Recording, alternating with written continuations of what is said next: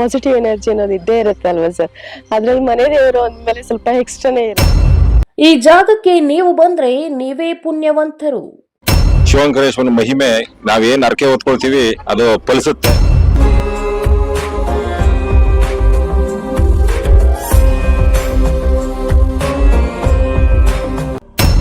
ಟ್ರಸ್ಟ್ನ ಅಧ್ಯಕ್ಷರ ಮತ್ತು ಪದಾಧಿಕಾರಿಗಳ ಸಹಕಾರದಿಂದ ದಾಸೋಹವನ್ನು ಸ್ಟಾರ್ಟ್ ಮಾಡಿದ್ವಿ. ಶಿವಪ್ಪನ ದರ್ಶನ ಪಡೆದರೆ ನೀವೇ ಪುಣ್ಯವಂತರು. ದೇವರು ಕಣ್ಣಿಗೆ ಕಾಣೋದಿಲ್ಲ, ದೇವರನ್ನ ಗುರುಗಳ ರೂಪದಲ್ಲಿ ನಾವು ನೋಡ್ಬೇಕಾಗಿದೆ. ಓಡಾಟದಲ್ಲಿ ಓಡಾಡ್ಕೊಂಡಿರ್ತೀವಿ, ಓಡ್ತಾ ಇರ್ತೀವಿ, ಹೇಗೆ ಸಾಧ್ಯ? ಇಂಥ ಕ್ಷೇತ್ರಗಳಿಗೆ ಬಂದಾಗ ಮಾತ್ರ ಸಾಧ್ಯ. ಮನಸ್ಸು ಕಣ್ಣು. ಸಾವಿರ ಲಕ್ಷಾಂತರ ಜನಕ್ಕೆ ಆಸರೆಯಾದ್ರ ಶಿವಲಂಕಾರೇಶ್ವರ. ಏನ್ ಅವ್ರ ಮನಸ್ಸಲ್ಲಿ ಏನ್ ಬೇಡ್ಕೋತಾರ ಶಿವನ್ನ ಎಲ್ಲರಿಗೂ ವರ ಕೊಟ್ಟಿದ್ದಾನೆ ಶಿವ.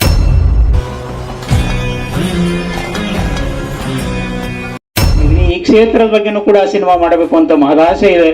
ಬಹುಶಃ ಭಗವಂತ ಯಾವಾಗ ಅದನ್ನ ಕರುಣೆ ತೋರ್ತಾನೋ ಆ ಶಕ್ತಿ ನನಗೆ ಕೊಡು.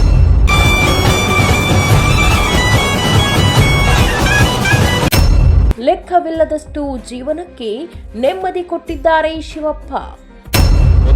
5 ವರ್ಷದಲ್ಲಿ ಅರ್ಕೆ ಹೊತ್ತಿದ್ದಂತ ಟೈಮಲ್ಲಿ ನಾನು ಇವತ್ತು TAPCMS ಅಧ್ಯಕ್ಷನಾಗಿ ಬಂದು ಇಲ್ಲಿ ನಿಂತಿದ್ದೀನಿ.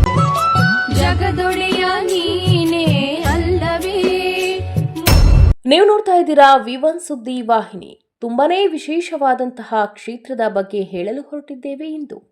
ಇತಿಹಾಸವುಳ್ಳ ಈ ಕ್ಷೇತ್ರ ಅದೆಷ್ಟೋ ಲಕ್ಷಾಂತರ ಜೀವನಕ್ಕೆ ಸ್ವಾಮಿಯವರು ಬೇಡಿದನು ಕೇಳಿದ್ದನ್ನು ಈಡೇರಿಸಿದ ಶಿವಪ್ಪ.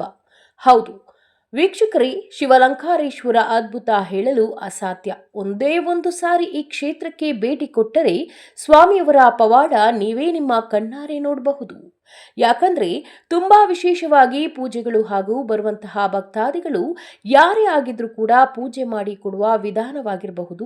ಇಲ್ಲಿನ ಪ್ರಧಾನ ಅರ್ಚಕರಾದ ಶ್ರೀ ದೇವರಾಜ್ ರವರು ಅವರ ಕಷ್ಟ ಏನೇ ಇರಲಿ ಪರಿಹಾರ ಹೇಳುತ್ತಿದ್ದಾರೆ. ಅದೇ ತರಹ ಪ್ರತಿನಿತ್ಯವೂ ಪ್ರತಿದಿನವೂ ಅನ್ನದಾಸೋಹ ಈ ಕ್ಷೇತ್ರದಲ್ಲಿ ಇರುತ್ತೆ. ಯಾಕೆಂದ್ರೆ ಅನ್ನದಾನವೇ ಮಹಾದಾನ.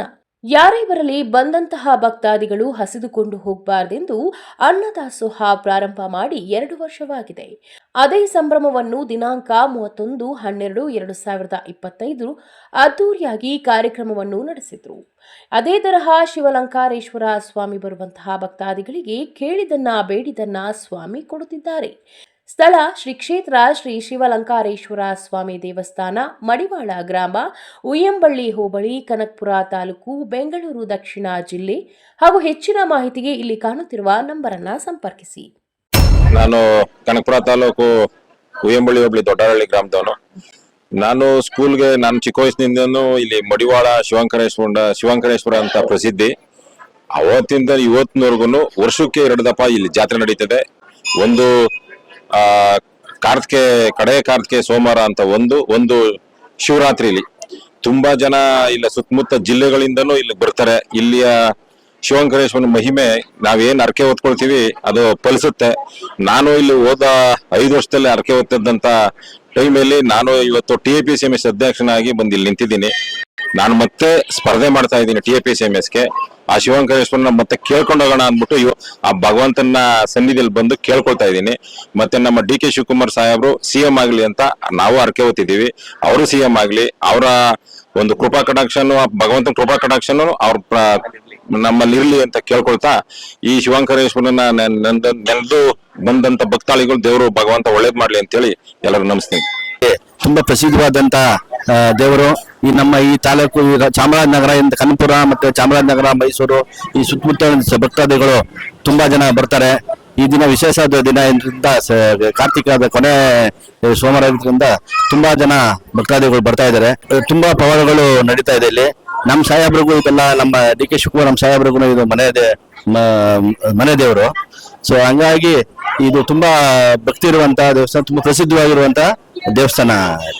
ಭಕ್ತಾದಿಗಳು ಏನ್ ಅವ್ರ ಮನಸ್ಸಲ್ಲಿ ಏನ್ ಬೇಡ್ಕೋತಾರ ಶಿವನ್ನ ಕೊಟ್ಟಿದ್ದಾನೆ ಶಿವ. ಮೂಲತಃ ನಮ್ಮ ಮನೆ ದೇವರು. ಹಾಗಾಗಿ ನಾವು ಪ್ರತಿ ವರ್ಷ ಕಾರ್ತಿಕ್ ಮಾಸ ಅಥವಾ ಶಿವರಾತ್ರಿಯಲ್ಲಿ ಬಂದು ಹೋಗ್ತಿರ್ತೀವಿ. ನಾವು ಪಾಸಿಟಿವ್ ಎನರ್ಜಿ ಅನ್ನೋದು ಇದ್ದೇ ಇರುತ್ತೆ ಅಲ್ವಾ ಸರ್. ಅದ್ರಲ್ಲಿ ಮನೆ ದೇವರು ಅಂದ್ಮೇಲೆ ಸ್ವಲ್ಪ ಎಕ್ಸ್ಟ್ರಾನೇ ಇರುತ್ತೆ. ಅದು ಫಸ್ಟ್ ಗಂಗಾ ಪೂಜೆ ಮಾಡ್ತೀವಿ. ಅಲ್ಲಿ ನಮ್ಮ ಮನೆ ದೇವರುಗಳನ್ನ ನೆನಪು ಮಾಡ್ಕೊಂಡು ಗಂಗೆ ಪೂಜೆ ಮಾಡಿ ಆನಂತರ ದೇವ ದರ್ಶನಕ್ಕೆ ಹೋಗ್ತೀವಿ. ಟ್ರಸ್ಟ್ನ ಅಧ್ಯಕ್ಷರ ಮತ್ತು ಪದಾಧಿಕಾರಿಗಳ ಸಹಕಾರದಿಂದ ದಾಸೋಹವನ್ನು ಸ್ಟಾರ್ಟ್ ಮಾಡಿದ್ವಿ. ಅದಕ್ಕೆ ಭಕ್ತರು ತುಂಬ ಸಹಕಾರವನ್ನು ಕೊಟ್ಕೊಂಡು ಬಂದಿದ್ದಾರೆ. ಅವ್ರಿಗೋಸ್ಕರ ನಾವು ಇಂಥ ಸಹಕಾರ ಕೊಡ್ತಾ ಇರೋ ಭಕ್ತರಿಗೋಸ್ಕರ ದೇವರ ದರ್ಶನವನ್ನು ಒಂದು ಕಾರ್ಯಕ್ರಮದ ಮುಖಾಂತರ ಮಾಡಿಸಿ ಅವ್ರಿಗೆ ದೇವರ ಆಶೀರ್ವಾದ ಸಿಗಬೇಕು ಅನ್ನೋ ದೃಷ್ಟಿಯಿಂದ ಈ ಕಾರ್ಯಕ್ರಮವನ್ನು ನಾವು ಆಯೋಜಿಸಿದ್ದೇವೆ.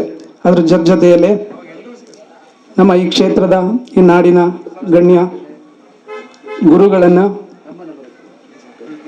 ಅವರ ಆಶೀರ್ವಚನವನ್ನು ಈ ಮುಖೇನ ತಮಗೆ ತಲುಪಿಸುವ ಒಂದು ಪ್ರಯತ್ನವನ್ನು ಕೂಡ ಈ ನಿಟ್ಟಿನಲ್ಲಿ ಮಾಡ್ತಾ ಇದ್ದೇವೆ. ಈ ಕ್ಷೇತ್ರಕ್ಕೆ ಇನ್ನೂ ಹೆಚ್ಚಿಗೆ ಮಾತಾಡಲು ನಾವು ಸಮಯದ ಅಭಾವ ಇರೋದ್ರಿಂದ ಎಲ್ಲ ಭಕ್ತಾದಿಗಳಿಗೆ ನನ್ನ ನಮನಗಳನ್ನು ಸಲ್ಲಿಸುತ್ತಾ ನನ್ನ ಪ್ರಾಸ್ತಾವಿಕ ಭಾಷಣ ಮುಗಿಸ್ತೀನಿ. ನಮಸ್ಕಾರ. ಈ ನೆಮ್ಮದಿ ಮತ್ತು ಶಾಂತಿ ಅಂತಕ್ಕಂಥದ್ದು ಯಾವುದೇ ಅಂಗಡಿ ಮುಗ್ಗಟ್ಟಲ್ಲಿ ಸಿಗೋದಿಲ್ಲ. ಹಣ ಕೊಟ್ಟು ನೆಮ್ಮದಿ ಮತ್ತು ಶಾಂತಿಯನ್ನ ಪಡಿಲಿಕ್ಕೆ ಆಗೋದಿಲ್ಲ. ಈ ನೆಮ್ಮದಿ ಶಾಂತಿಯನ್ನ ಪಡಿಬೇಕು ಅಂತಂದ್ರೆ ಅದು ನಮ್ಮ ಒಳಗಡೆ ಇದೆ, ಅದನ್ನ ಅನುಭವಿಸ್ತಕ್ಕಂಥ ಪ್ರಯತ್ನವನ್ನ ಮಾಡಬೇಕು. ಅದಕ್ಕೆ ವಿಜಯದೇವರು ಹೇಳಿದ್ರು, ದೇವರು ಕಣ್ಣಿಗೆ ಕಾಣೋದಿಲ್ಲ, ದೇವರನ್ನ ಗುರುಗಳ ರೂಪದಲ್ಲಿ ನಾವು ನೋಡ್ಬೇಕಾಗಿದೆ. ಅದಕ್ಕೆ ಶರಣರು ಹೇಳಿದ್ರು, ಶಿವಪಥವನ್ನು ಅರಿವಡೆ ಗುರುಪಥವೇ ಮೊದಲು. ಶಿವನ್ ಯಾರೋ ನೋಡಿದ್ದೀರಾ? ಕೈ ಎತ್ತಿ. ನೋಡಿಲ್ಲ. ನೋಡ್ಬೇಕು ಅಂತ ಪ್ರಯತ್ನ ಮಾಡ್ಬೇಕಾದ್ರೆ ಗುರುವಿನ ಮುಖಾಂತರನೇ ಹೋಗ್ಬೇಕು ಅಂತ. ಗುರು ಹೇಳ್ತಕ್ಕಂಥ ಸನ್ಮಾರ್ಗದಲ್ಲಿ, ಗುರು ಹೇಳ್ಕೊಡ್ತಕ್ಕಂಥ ಧಾರ್ಮಿಕ ವಿಚಾರಗಳಲ್ಲಿ, ಅನುಭವದಲ್ಲಿ ಹೋದಾಗ ಮಾತ್ರ ನಾವು ದೇವರನ್ನ ಕಾಣಲಿಕ್ಕೆ ಸಾಧ್ಯ ಆಗ್ತದೆ. ಅದಕ್ಕೆ ಶಿವಪಥವನ್ನು ಅರಿವಡೆ ಗುರುಪಥವೇ ಮೊದಲು ಅಂತ ಹೇಳಿ ನಾವು ಅದನ್ನು ಪಡಿಬೇಕಾದ್ರೆ ಏನ್ ಮಾಡ್ಬೇಕು ಅಂದ್ರೆ ನಾವು ನಮ್ಮಲ್ಲಿ ಒಂದಷ್ಟು ಸದ್ಗುಣಗಳನ್ನ ಮತ್ತು ಹೃದಯ ಶುದ್ಧಿಯನ್ನ ಇಟ್ಕೋಬೇಕಾಗ್ತದೆ. ಹೃದಯ ಶುದ್ಧಿಗಳನ್ನ ಮತ್ತು ಸದ್ಬುದ್ಧಿಗಳನ್ನ ಇಟ್ಕೊಂಡಾಗ ಮಾತ್ರ ನಾವು ಅಂತ ಒಂದು ದೈವ ಶಕ್ತಿಯನ್ನ ಪಡಲಿಕ್ಕೆ ಪ್ರಯತ್ನ ಮಾಡಬಹುದು. ಈ ಸಾಹಿತ್ಯ ಮತ್ತು ಸಾಮೀಪ್ಯ ಇದೆಯಲ್ಲ, ಇದು ಭಗವಂತನ ಹತ್ರ ಮತ್ತು ಗುರುಗಳ ಹತ್ರ ಮಾತ್ರ ಸಿಗ್ಲಿಕ್ಕೆ ಸಾಧ್ಯ. ಯಾಕೆಂತ ಹಿಂದೆ ಹೇಳಿದ್ದಾರೆ ಎಲ್ಲ ಮನೆ ಮಠ ಜೋಪಾನ ಅಂತ. ಹೌದಲ್ಲ? ತೀರ್ಥಯಾತ್ರೆಗಳಿಗೆ ಹೋಗ್ಬೇಕು ಅದೇನ್ ಹೇಳ್ತಾರೆ? ಮನೆ ಮಠ ಜೋಪಾನರಪ್ಪ ಅಂತ ಹೇಳ್ತಾರೆ. ಮನೆ ಎಷ್ಟು ಮುಖ್ಯವೋ ಮಠಗಳು ಅಷ್ಟೇ ಮುಖ್ಯ, ದೇವಾಲಯಗಳು ಸುದ ಅಷ್ಟೇ ಮುಖ್ಯ. ನಮ್ಮೂರಿನ ದೇವಾಲಯನ, ನಮ್ಮೂರಿನ ಮಠವನ್ನ, ನಮ್ಮೂರಿನ ಗುರುಗಳನ್ನ, ನಮ್ಮೂರಿನ ದೇವಸ್ಥಾನಗಳನ್ನ, ನಮ್ಮ ದೇಶದ ದೇವಾಲಯಗಳನ್ನ ನಾವು ಕಾಪಾಡಲಿಲ್ಲ ಅಂತಂದ್ರೆ ನಮ್ಮನ್ನು ರಕ್ಷಣೆ ಮಾಡೋರು ಯಾರು ಸುದ ಇರೋದಿಲ್ಲ. ಹಾಗಾಗಿ ರಕ್ಷಣೆ ಮಾಡೋರು ಅವರೇನೆ, ದೇವರು ಮತ್ತು ಗುರುಗಳೇ ರಕ್ಷಣೆ ಮಾಡ್ಲಿಕ್ಕೆ ಸಾಧ್ಯ. ಧರ್ಮ ರಕ್ಷತಿ ರಕ್ಷತಾ ಅಂತ ಯಾರು ಧರ್ಮವನ್ನು ರಕ್ಷಣೆ ಮಾಡ್ಕೊಂಡು ಹೋಗ್ತಾರೋ ಅವರಿಗೆ ಯಾವತ್ತೂ ಸುದ ಧರ್ಮ ಕೈ ಬಿಡೋದಿಲ್ಲ. ಆ ನೆಲಗಟ್ಟಿನಲ್ಲಿ ಸಾವನ್ನ ಬೆನ್ನ ಹಿಂದೆ ಕಟ್ಕೊಂಡ್ ಬಂದಿರ್ತಕ್ಕಂಥ ಈ ಮನುಷ್ಯನಿಗೆ ಈ ಹುಟ್ಟು ಸಾವುಗಳು ಖಚಿತ. ಹುಟ್ಟದಂತ ಮನುಷ್ಯ ಸಾಯಲೇಬೇಕು. ಸಾವನ್ನ ಬೆನ್ನ ಹಿಂದೆ ಕಟ್ಕೊಂಡ್ ಬಂದಿರ್ತಕ್ಕಂಥ ಈ ಮನುಷ್ಯನಿಗೆ ಈ ಹುಟ್ಟು ಸಾವುಗಳ ಮಧ್ಯೆ ಮಾಡ್ತಕ್ಕಂಥ ಸಾರ್ಥಕ ಬದುಕು ಬಹಳಷ್ಟು ಮುಖ್ಯ. ಯಾಕೆಂದ್ರೆ ಈ ಒಂದು ಶಿವನಾಂಕರೇಶ್ವರ ಸನ್ನಿಧಿಯಲ್ಲಿ ನಾವೆಲ್ಲ ಇಲ್ಲಿ ಕೂತು ಒಂದಷ್ಟು ಆಧ್ಯಾತ್ಮಿಕ ವಿಚಾರವನ್ನು ತಿಳ್ಕೊಳ್ತಿದ್ವಿ ಅಂತಂದ್ರೆ ನಾವು ಏನಾಗ್ಬೇಕು, ನಾವು ಏನು ಮಾಡ್ಬೇಕು ಅಂತಕ್ಕಂಥ ಪ್ರಶ್ನೆಯನ್ನು ನಾವು ನಮ್ಮೊಳಗೆ ಹಾಕೋಬೇಕಾಗ್ತದೆ. ಮನುಷ್ಯ ಜನ್ಮ ಬಹಳಷ್ಟು ಶ್ರೇಷ್ಠವಾಗಿರ್ತಕ್ಕಂಥ ಜನ್ಮ. ಈ ಜನ್ಮ ಎಲ್ಲ ಜಲಚರ ಪ್ರಾಣಿಗಳಂತೂ ಸಹ ಒಂದು ಶ್ರೇಷ್ಠವಂತ ಸ್ಥಾನವನ್ನ ಭಗವಂತ ಮನುಷ್ಯನ ಕೊಟ್ಟು ಬಿಟ್ಟಿದ್ದಾನೆ. ಎಲ್ಲೂ ಇಡೋದು ಬೇಡಪ್ಪ, ಮನುಷ್ಯರ ಹೃದಯದೊಳಗಡೆ ನೆಮ್ಮದಿ ಇಟ್ಬಿಡೋಣ ಅಂತಕ್ಕಂಥ ತೀರ್ಮಾನ ಮಾಡಿ ನೆಮ್ಮದಿಯನ್ನು ನಿಮ್ಮ ಮನುಷ್ಯನ ಒಳಗಡೆನೆ, ನಿಮ್ಮ ಹೃದಯದೊಳಗಡೆನೆ ಇಟ್ಟಿದ್ದಾನೆ. ಮತ್ತು ಹುಡುಕುವ ಪ್ರಯತ್ನ ನಿಮ್ಮದಾಗಬೇಕು. ಏನಾಗಬೇಕು? ಪಡೆಯುವ ಪ್ರಯತ್ನ ಮತ್ತು ಹುಡುಕುವ ಪ್ರಯತ್ನ ಆಗಬೇಕು ಅಂತಂದ್ರೆ ನಾವು ಧರ್ಮ ಮಾರ್ಗದಲ್ಲಿ ಪೂಜೆ, ಪುನಸ್ಕಾರ, ಆಚಾರ, ವಿಚಾರ